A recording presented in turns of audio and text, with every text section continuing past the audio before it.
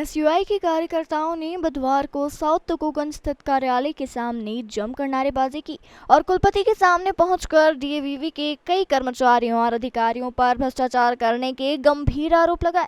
NSUI के विकास नंदवाना ने कहा कि डीएवीवी में जब से महिला कुलपति बनी है तब से डीएवीवी भ्रष्टाचार का अड्डा बन गया है। उन्होंने कहा कि कुलपति और अधिकारियों की मिलीभगत के चलते बिना मान्यता वाले कॉलेज बेखौफ शहर में संचालित हो रहे हैं। एनएसयूआई के नेता के अनुसार इंदौर शहर में करीब 9 कॉलेज बिना मान्यता के संचालित हो रहे हैं, जिस पर कोई ध्यान नहीं दे रहा।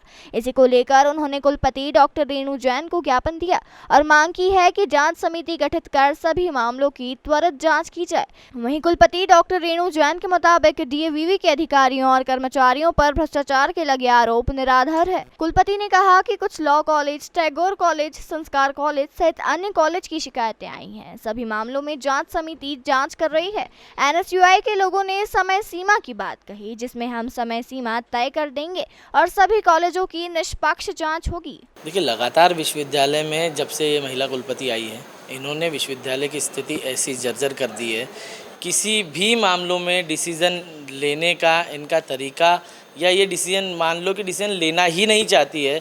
यहाँ के भ्रष्ट अधिकारियों के हिसाब से कुलपति मैडम चल रही है और किसी भी मामले में या तो विश्वविद्यालय के अधिकारी साठगांठ करते हैं तो कहीं ना कहीं इसका पूरा हिस्सा कुलपति महोदया के पास जा रहा है, तभी इन किसी भी भ्रष्टाचारियों के ऊपर कोई भी कठोर एक्शन नहीं लिया जा रहा है।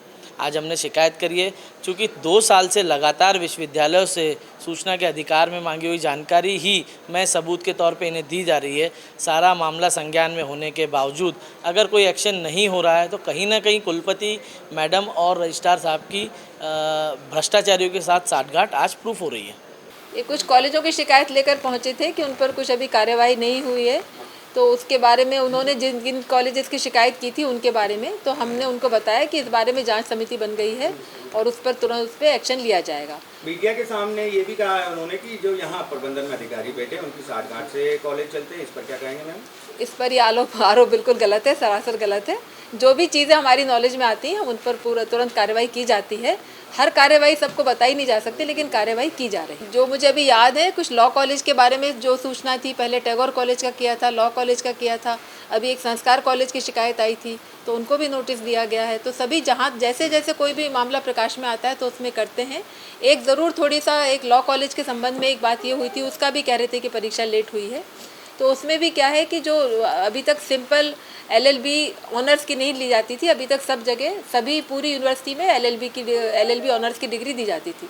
कुछ दिनों बाद ये संज्ञान में आया, पहले वो सारे कॉलेज बीसीआई से एलएलबी सिंपल की मान्यता लेते थे।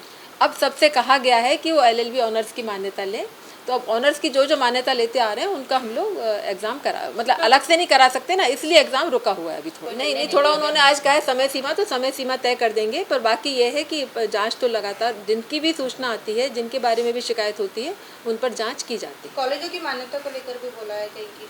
हाँ, तो जब भी हमारी समिति जाती है, अगर उस समय कोई शिकायत नहीं है, समिति जाके पूरा निरीक्षण करती है और अगर कुछ कंडीशन भी लगाती है तो कंडीशन पूरा करने की शर्त पर ही मान्यता दी जाती है। अब उनको पालन प्रतिवेदन जमा करना अनिवार्य कर दिया गया है।